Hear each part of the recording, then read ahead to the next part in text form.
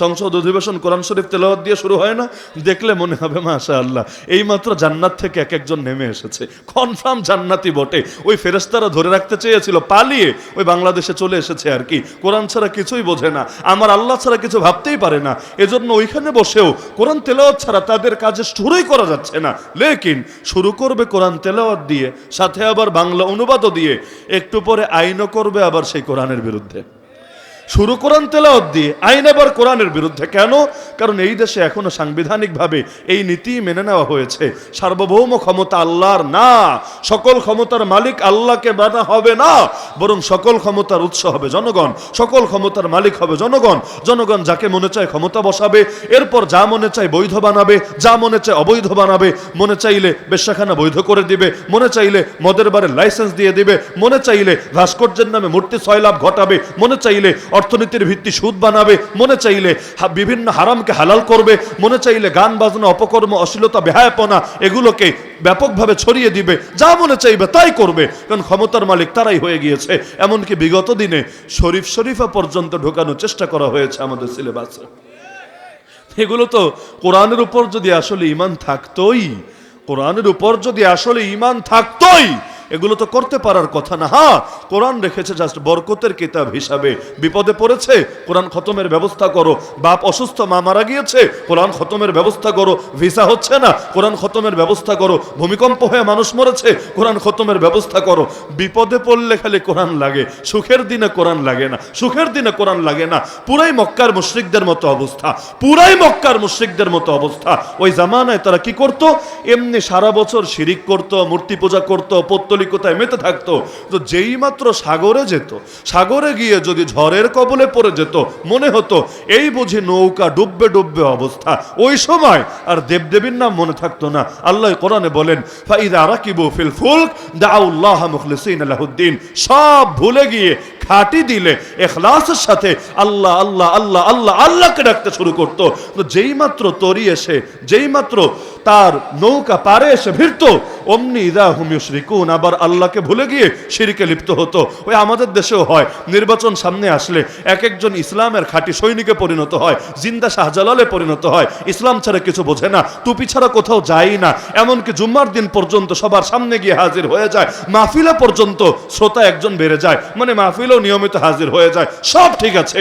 কোন রকম নির্বাচনের তরিটা পার হলে এরপর এক একজনের রূপ চায় চেঞ্জ হয়ে, 5 বছর পর আবারও স্বরূপে ফিরে আসে। মানে বিপদে খালি ধর্ম লাগে, বিপদে পড়লে খালি আল্লাহ লাগে, বিপদে পড়লে খালি কোরআন লাগে, আর সুখের সময় আকাম কুকাম সবই চলে।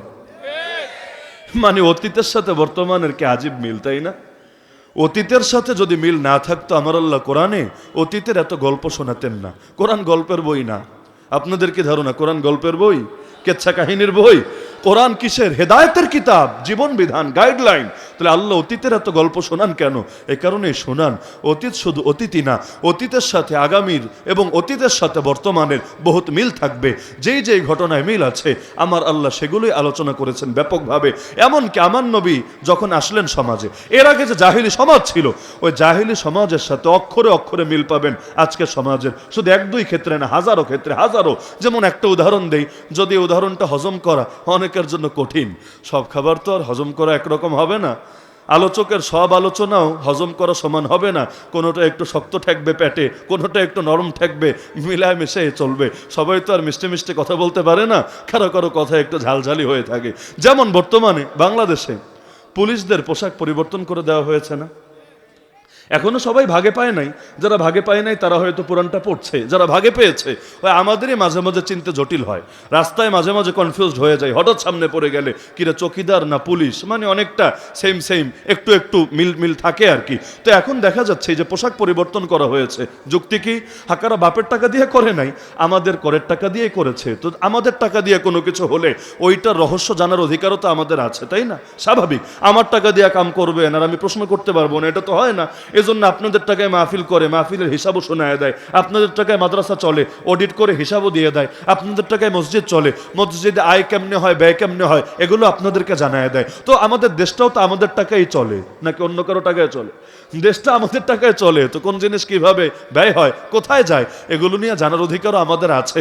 যদিও এই অধিকার চর্চা করতে গেলেও মাঝে মাঝে আয়না ঘরে যাওয়া লাগে। মানসামাতা নাজা, যে যত বেশি চুপ থাকে সে তত বেশি মুক্তিতে থাকে। মুখ খুলতে গেলেই শুধু শকুনের নজর এসে পড়ে, প্রতিবাদী কণ্ঠস্বর হলেই রাস্তাঘাটে পর্যন্ত গুলি করে করে মারে।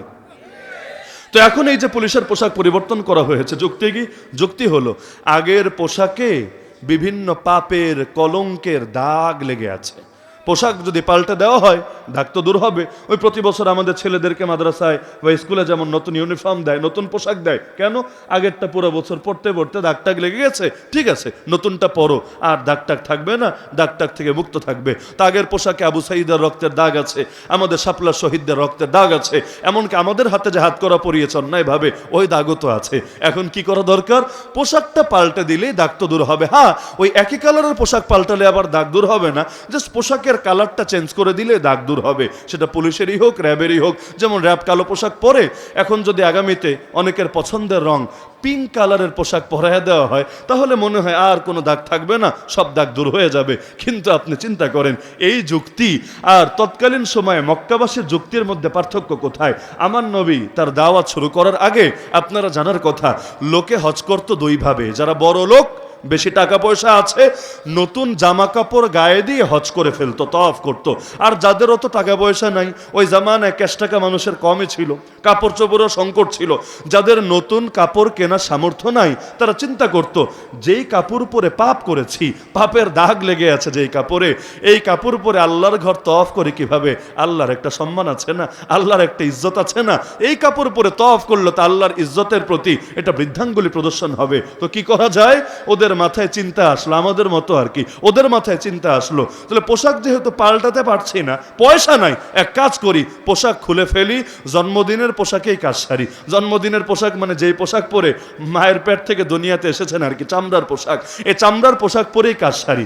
এখন ঝামেলা হলো পুরুষ আর নারী যদি একসঙ্গে এভাবে তওয়াফ করা শুরু করে, লাস্টে হজ বাদ দিয়ে তো ভাই অন্য ঝামেলা শুরু হয়ে যাবে আবার। এখন চিন্তা করলো থাক তাহলে এক কাজ করি, পুরুষরা করুক দিনের বেলায়, মহিলারা করুক রাতের বেলায়, পুরুষরা দিনের বেলায়। হ্যাঁ, এখন যদি সকলে এভাবেই চলতে শুরু করে, একজনের নজর তো আর একজনের দিকে যাবেই, গেলে আর কি করার আছে, যদ্দূর সম্ভব নজরটা বাঁচাই আল্লাহর ঘর তওয়াফ করবে। আর নারীরা রাতের বেলায় অন্ধকারের ভেতরে তওয়াফ করবে। কেন? কারণ এই কাপড় পরে পাপ করেছে। এখন যদি চামড়ার কাপড় পরে মানে স্বাভাবিক ল্যাংটা হয়ে যদি সে তওয়াফ করে, আল্লাহর প্রতি খুব সম্মান প্রকাশ পাবে। যুক্তি কি রে ভাই? মানে যেই যুক্তির কেজি যে কয় টাকা আল্লাহ ভালো জানে, এমন যুক্তি যার মাথায় প্রথম এসেছিল ওর মাথাটার সাইজ কি আল্লাহ ভালো জানে। তো যাই হোক, এরকম যুক্তি হলো আমাদের দেশে। ভেতর পাল্টানোর খবর নাই, পাপ ছাড়ানোর কোনো গরজ নাই, মানুষের ভেতরে আল্লাহর ভয় যাতে চলে আসে এটার জন্য কোনো তারবিয়াত নাই, কোনো প্রশিক্ষণ নাই। ভেতর থাকবে সদরঘাট, বাহির দিয়া বানাবে খালি ফিটফাট। কি হবে এই ফিটফাট দিয়ে? পোশাক একটা না হাজারটা যদি পরিবর্তন করে, তো ভেতর পরিবর্তনের কোনো উদ্যোগ যদি গ্রহণ না করে, পোশাক হাজারটা পরিবর্তন করার পর আকাম যা ছিল তাই চলতে থাকবে। নতুন বোতলে পুরান মদ দিলে কি হবে? নতুন শাড়ি পরিয়ে পুরান বউরে হাজির করলে কি হবে? উপর দিয়া ফিটফাট বানায় ভিতর দিয়া সদরঘাট রাখলে কি হবে? আর কিছু না পারুক, দরকার তো ছিল অন্তত পুলিশদেরকে 5 ওয়াক্ত নামাজি বানানোর চেষ্টাটা করবে। বেশি কিছু যদি নাও পারে, যেটা না হলে কেউ মুসলমানই পরিচয় দেওয়ার অধিকার রাখে না, অন্তত আল্লাহর ভয় ছাড়া ভাই কেউ কোনোদিন মানুষের মতো মানুষ হবে? সমাজ কোনোদিন আল্লাহর ভয় ছাড়া পরিশুদ্ধ হবে? তো যার নামাজ নাই তার আবার কিসের আল্লাহর ভয়? অন্তত দরকার ছিল বাধ্যতামূলক ভাবে তাদেরকে 5 ওয়াক্ত নামাজের ব্যাপারে বাধ্য করে ছাড়বে। যে পড়বে চাকরি থাকবে, যে পড়বে না ওকে জবাবদিহির আওতায় আনা হবে। সম্ভব ছিল নাকি? ছিল না। এমনকি তাদেরকে কাউন্সিলিং এর ব্যবস্থা করা হবে, যোগ্য বিজ্ঞ প্রাজ্ঞ আল্লাহওয়ালা আলেমদেরকে নিয়ে, পীর মাশায়েখদেরকে নিয়ে মাঝে মাঝে ইসলাহি আলোচনার ব্যবস্থা করা হবে, যাতে করে ঘুষের ব্যাপারে, দুর্নীতির ব্যাপারে, জুলুমের ব্যাপারে, খুনের ব্যাপারে, গুমের ব্যাপারে তাদের ভেতরে ভয় ঢোকে, আল্লাহর ব্যাপারে ভয় ঢোকে, যে প্রতিটি জিনিসের ব্যাপারে জিজ্ঞাসিত হবে। এমনকি বিভিন্ন দিনই মেহনতের সঙ্গে লাগানো যেত। যার যেদিকে ঝোঁক আছে, যার তাবলিগ ভালো লাগে যা 3 দিন প্রতি মাসে তাবলিগে যা, যার অন্যটা ভালো লাগে ঠিক আছে তুই 3 দিন 4 দিন এটা কর। এভাবে বিভিন্ন নেক আমলের সাথে এদেরকে লাগায় রাখা যেত। এই পরিবেশগুলো করলে পরিবর্তন হতো নাকি? হতো না। এমনকি পোশাক যদি আগেরটাও থাকতো, পুরো বাহিনীর মধ্যে আসলেই এক বিপ্লবী সংস্কার হয়ে যেত। কিন্তু ভেতরের দিকে নজর দিবে না। নজর দিলে আমেরিকা যদি রাগ করে, যদি ভেতরের দিকে নজর দেয়, ইন্ডিয়া যদি খারাপ নজরে দেখে, জাতিসংঘ যদি অন্যভাবে মূল্যায়ন করে, পশ্চিমারা যদি অন্য নজরে দেখে, মানে পাছে না আব্বু মাইন্ড করে। ওই আব্বু মাইন্ড করবে এই চিন্তায় তাদের ইসলাহের ফিকির করবে না, নামাজি বানানোর ফিকির করবে না, আল্লাহর ভয় ঢুকানোর ফিকির করবে না, খালি কাপড়টা পাল্টায় দিলেই এক একজন জামানের হাসান বসরি হবে। এই চিন্তা কি সঠিক চিন্তা না গলত চিন্তা? অথচ এই গলত চিন্তাগুলো ওই যে মক্কার মুশরিকরা যেভাবে ভাবতো আর কি, ওই চিন্তাগুলো ঠিকই এখনো পর্যন্ত সমাজে চলছে।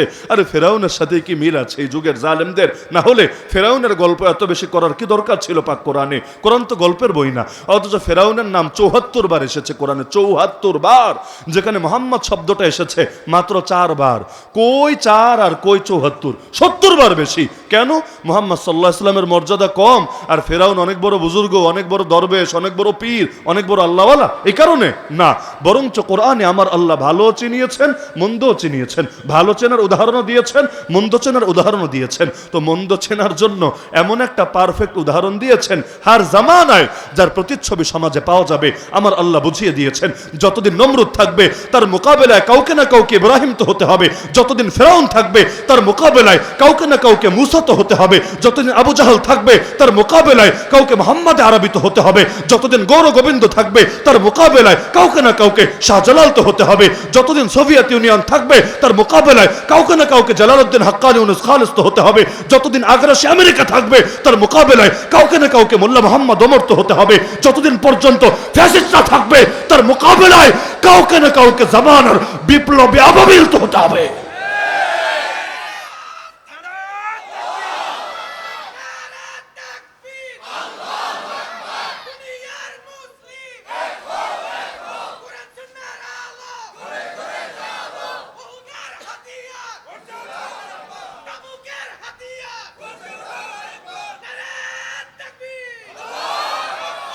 মাশাআল্লাহ, আল্লাহ আপনার কণ্ঠে আরো বরকত দান করুন।